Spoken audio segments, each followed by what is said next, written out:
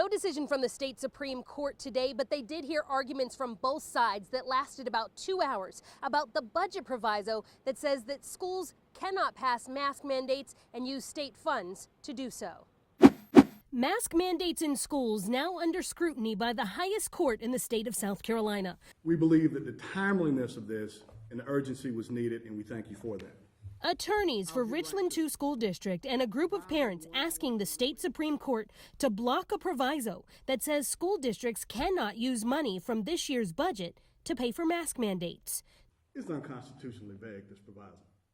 It does not let a reasonable person understand what can and cannot be spent and not violate what is now this law.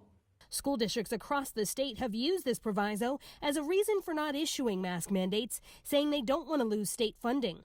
But today, an attorney for lawmakers conceded this proviso actually would not take money away from any school district that chooses to enact a mask mandate. Within that proviso, there is no threat to their funding. Instead, making the claim that they can't have a mask mandate as a matter of practicality, because the enforcement of it would require state money. Review of what we did earlier. Teachers, educators who are often on the front lines of policing mask policies have their salaries paid in part by the state. If they took those federal funds and hired a new teacher's assistant to go into each classroom using a bank account that never was commingled with state funds, maybe then you've got a way of carrying out a mandate without using state funds. We don't know. No one showed us a plan. But before the Supreme Court has issued a ruling, more school districts are finding a workaround. York 1 School Board, which covers the town of York, voted Monday to enact a mask mandate that goes into effect on Wednesday.